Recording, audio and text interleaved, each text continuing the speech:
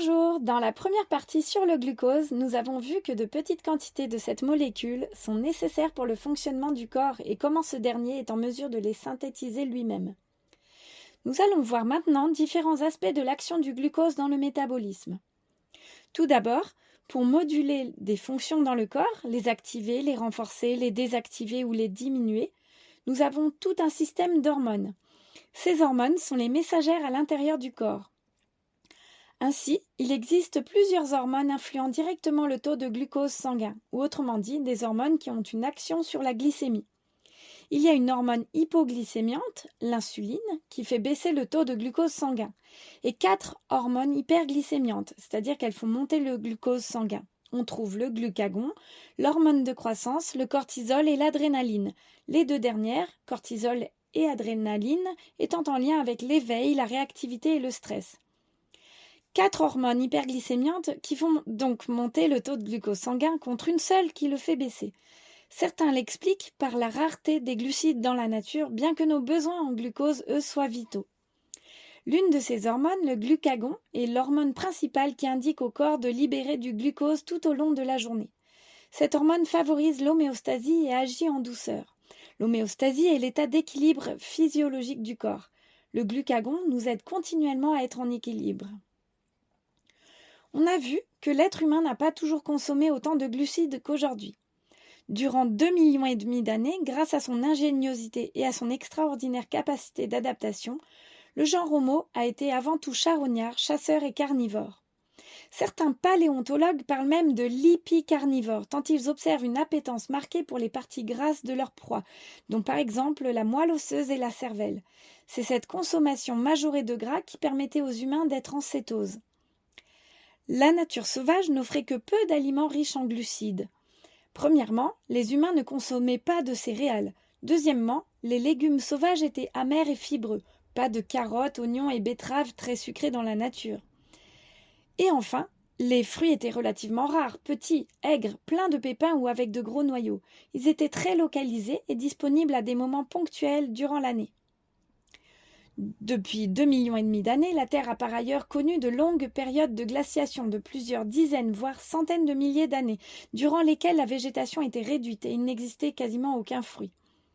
Lorsqu'on s'intéresse aux végétaux sauvages comestibles et que l'on se promène en forêt actuellement, on se rend bien compte que nous, les humains, ne pouvons survivre grâce à eux, ou bien que très très temporairement. L'être humain a pu coloniser la Terre et s'adapter à tous les environnements grâce à l'efficacité de son métabolisme basé sur la consommation de protéines et de graisses animales. Ceci s'explique par le fait que, pour les humains, tous les acides gras et acides aminés essentiels, ainsi que tous les minéraux et vitamines également essentiels et d'une qualité d'absorption optimale pour les humains, tous se trouvent justement dans les chairs et organes animaux. Cela n'est pas le cas dans les végétaux, dans lesquels il manque un nombre important d'acides gras, d'acides aminés, de vitamines et minéraux essentiels. Et ceux qu'on y trouve ne sont généralement pas bien assimilables par notre organisme, quand d'autres sont souvent associés au cœur même du végétal à des antinutriments, empêchant carrément leur absorption, comme c'est le cas pour l'acide phytique ou les oxalates, par exemple. Revenons aux glucides et découvrons maintenant les désordres métaboliques qu'ils occasionnent. Le néolithique a vu les débuts de l'agriculture et donc l'augmentation significative de la nourriture à base de glucides provenant notamment des céréales et des fruits. Depuis 150 ans, et encore plus depuis 50 ans, la consommation de glucides a littéralement explosé et atteint un niveau quotidien tel que ce fut une première dans toute l'histoire du genre Homo. Dans la famille des glucides, prenons l'exemple du sucre, c'est-à-dire le sucre extrait des plantes, dont on fait le sucre de table. Nous sommes passés d'une consommation de sucre quasi nulle au début du XIXe siècle à 35 à 40 kg par an et par personne en moyenne actuellement, selon que l'on soit en France ou aux États-Unis. Au sucre s'ajoutent tous les aliments riches en glucides dont la consommation est elle aussi devenue très conséquente et prédominante.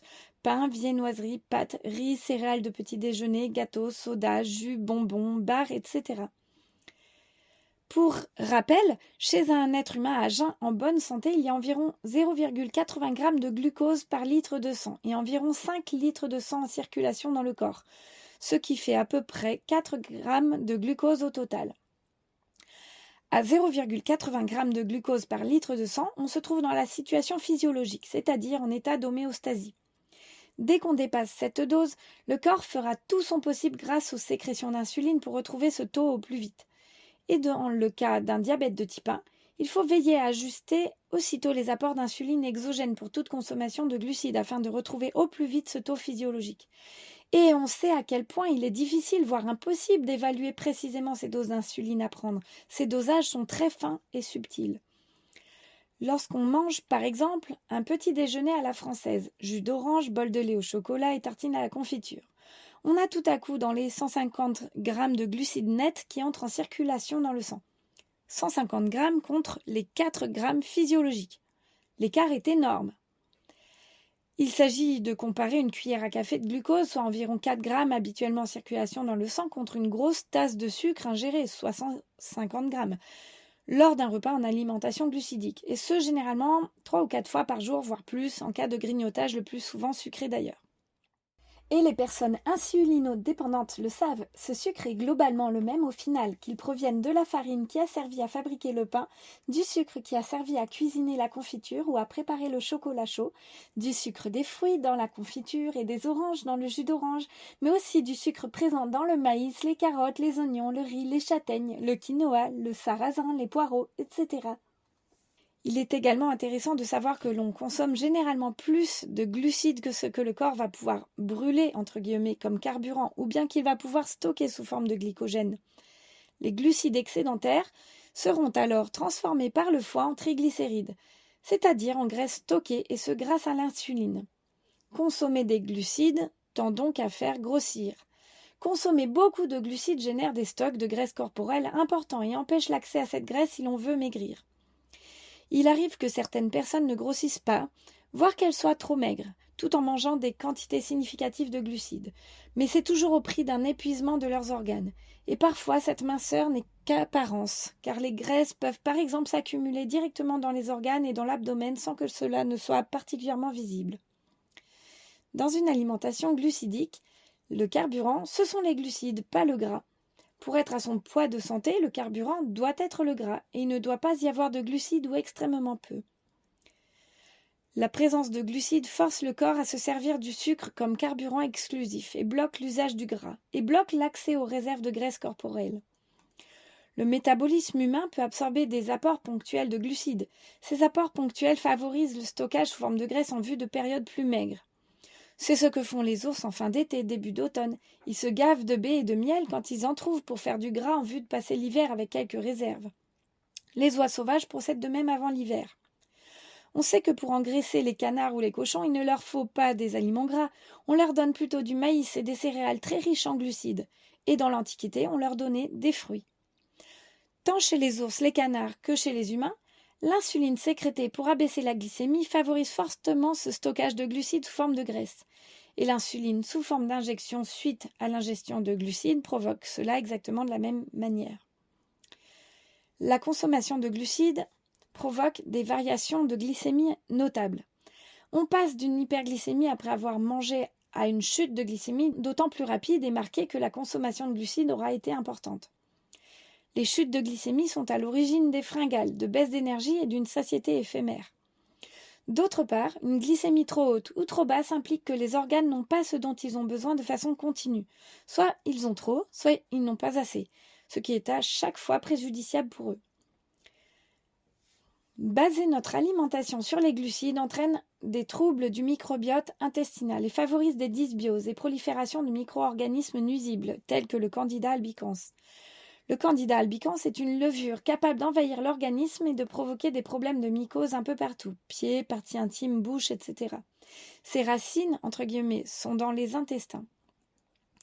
Ce déséquilibre de la flore intestinale se fait donc au détriment des bactéries et au profit des levures provoquant une altération de l'absorption des nutriments, un affaiblissement du système immunitaire, un risque accru de mycose et candidose. Tout comme les champignons, les levures se nourrissent de sucre. Ces levures occasionnent également des fermentations intestinales, de la même façon que dans la nature le sucre fermente, produit de l'alcool et des gaz. Mettez des aliments riches en glucides dans un environnement chaud tel que le ventre, c'est ce que vous obtiendrez également. Passons aux molécules de glucose en circulation dans le sang et qui se fixent sur les cellules, en particulier sur les protéines, et qui les altèrent.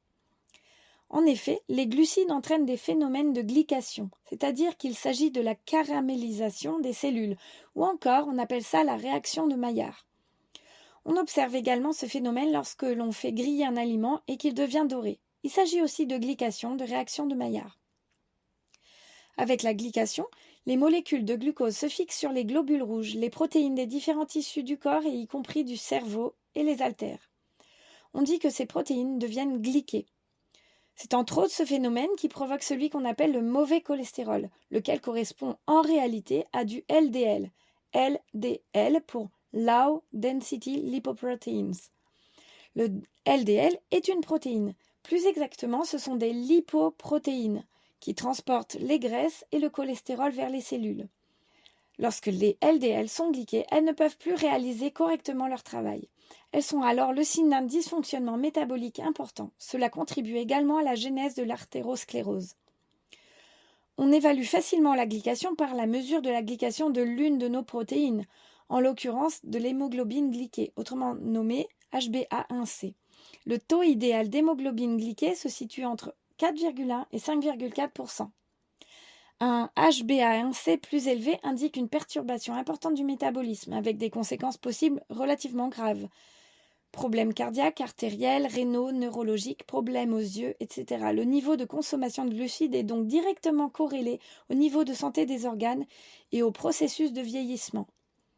La glycation abîme le corps et les organes.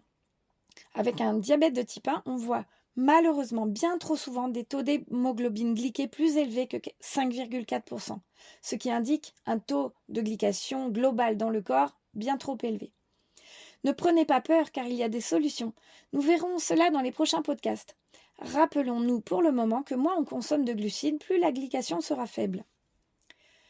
Voyons voir maintenant ce qui se passe à l'intérieur des cellules et comment le carburant y est utilisé. Dans les cellules, ce sont les mitochondries qui ont le rôle de traiter les carburants. Ces mitochondries ont plusieurs rôles dans la cellule et elles sont entre autres comme des mini-centrales de production énergétique au sein même de chaque cellule. Il y en a de plusieurs centaines à plusieurs milliers dans chacune d'entre elles. Pour produire de l'énergie en régime glucidique, le glucose est en quelque sorte brûlé dans les mitochondries. Pour cela, pas loin d'une dizaine d'opérations biochimiques sont nécessaires jusqu'à l'obtention du pyruvate. Ce processus s'appelle glycolyse, glyco pour glucose et lyse pour délier, comme on l'a vu précédemment. Le pyruvate est ainsi la molécule finale issue du glucose via la glycolyse. C'est elle qui sera in fine brûlée par les mitochondries. Prenons l'exemple d'une voiture. Lorsque le moteur de notre voiture brûle l'essence de notre réservoir, il s'ensuit la production d'énergie et également en même temps de gaz d'échappement. Selon les carburants, les pollutions induites seront variables, allant de quasi nulles à conséquentes. De la même façon, le glucose est un carburant qui produit beaucoup de pollution, beaucoup de radicaux libres à la fois à chacune des étapes de la glycolyse et à la fois lors de sa transformation en énergie par les mitochondries. Ces radicaux libres perforent et détériorent les cellules. On parle de stress oxydatif et d'inflammation. Il s'agit d'une forme de pollution interne. À savoir, le glucose brûlé directement par les muscles lors d'une situation d'urgence produit des quantités encore plus importantes de radicaux libres. Le corps peut gérer de petites quantités de radicaux libres, mais lorsqu'ils sont en grande quantité récurrente, cela génère une dégradation problématique des cellules et des organes, en même temps que l'installation d'un état d'inflammation chronique. Sur la durée, ce phénomène fait le lit des maladies dégénératives. La consommation de glucides est donc source de déchets problématiques et il est souhaitable de maintenir cela à des taux les plus modérés possibles, sans quoi le corps ne peut pas résorber ce stress oxydatif au fur et à mesure. Nous voyons que la consommation de glucides entraîne des effets importants à l'échelle des cellules. En rapport avec ce stress oxydatif chronique et avec les dysbioses plus ou moins marquées, l'efficacité des globules blancs et du système immunitaire décroît considérablement avec l'augmentation de la consommation de glucides. Les maladies inflammatoires augmentent donc. Rhume, fièvre, gastro-entérite, acné, toutes sortes de maladies en otite, sinusite, laryngite, tendinite, etc. L'inflammation s'exprime alors régulièrement de façon aiguë afin de participer à résorber l'état inflammatoire chronique, au moins de le diminuer. Malheureusement, si l'on ne change rien, au bout d'un moment, c'est l'inflammation aiguë qui devient chronique. Sinusite à répétition, tendinite chronique, bronchite latente, etc. Il peut bien entendu y avoir de nombreux autres facteurs, allergènes, stress chronique, manque de sommeil, carence, problèmes avec l'histamine, etc. Et en même temps, la consommation de glucides est un facteur prépondérant. Rappelons-nous que plus la consommation de glucides est marquée, plus les perturbations sont importantes et nombreuses, et plus l'effort du corps dans toute sa globalité devient conséquent pour retrouver l'homéostasie. Le corps occupé à ces efforts ne peut être sur tous les fronts et ne pourra peut-être pas alors gérer l'arrivée d'un pathogène ou d'un stress de la vie. Avec tous ces constats, on s'aperçoit qu'il est préférable de modérer grandement sa consommation de glucides. Dans ce but, il y a plusieurs étapes. Premièrement, il faut apprendre à les repérer car les glucides se trouvent dans la plupart des aliments de notre culture, y compris dans des aliments réputés sains comme le riz ou les fruits. Deuxièmement, les glucides ont une propriété hautement addictive, laquelle va à l'encontre de la satiété solide et durable. Des études scientifiques ont montré un potentiel addictif plus fort que certaines drogues dures. Les glucides appellent les glucides. Sur le moment, ils sont très attractifs et très réconfortants émotionnellement. Mais cet effet est bref. Bientôt la glycémie baisse et il faut en consommer de nouveau pour être bien. Leur caractère addictif induit facilement une consommation excessive, ce qui accentue d'autant les variations de glycémie. Ces variations glycémiques induisent à leur tour des perturbations de l'humeur et du niveau d'énergie, en même temps qu'une dérégulation de l'appétit et de la satiété. Et pour rétablir l'humeur et l'énergie, du moins très provisoirement, on se tourne à nouveau vers les glucides. Il est vraiment très difficile de faire autrement. Troisièmement, réduire les glucides ne doit pas vous laisser en déficit de carburant. Toutes nos fonctions dans le corps ont un besoin vital de carburant. S'il n'y a que peu, voire très peu, voire pas de glucides dans votre alimentation, alors il faut revenir au carburant propre à notre nature d'Homo sapiens, que sont les lipides. Nous verrons cela dans un prochain épisode. Enfin, on l'a vu, la consommation de glucides a un effet à la fois addictif et relativement délétère sur la santé humaine. Ce constat justifie que l'on évoque l'idée d'émancipation, laquelle renvoie à un affranchissement, une libération face à quelque chose dont on dépend malgré soi et contre soi. S'émanciper des glucides dans une société où ils sont omniprésents, c'est aussi faire un pas de côté et partir à l'aventure. Une aventure pour mieux prendre soin de soi. C'est chercher à faire son petit bonhomme de chemin qui nous va bien, même s'il est différent du chemin de ceux qui nous entourent. Et pour cela, il faut des soignants et des proches bienveillants et pas mal de détermination. Pour finir, je déclare à tous ceux atteints de diabète de type 1 que vous êtes déjà des super-humains et des super-humaines. Du courage, vous en avez, vous le prouvez tous les jours depuis des mois et des années. Vous méritez le maximum d'attention, de douceur et de compréhension de la part de votre entourage et surtout de la part de vous-même. Alors bon voyage à tous dans Recovery Explorer DT1 si le cœur vous en dit.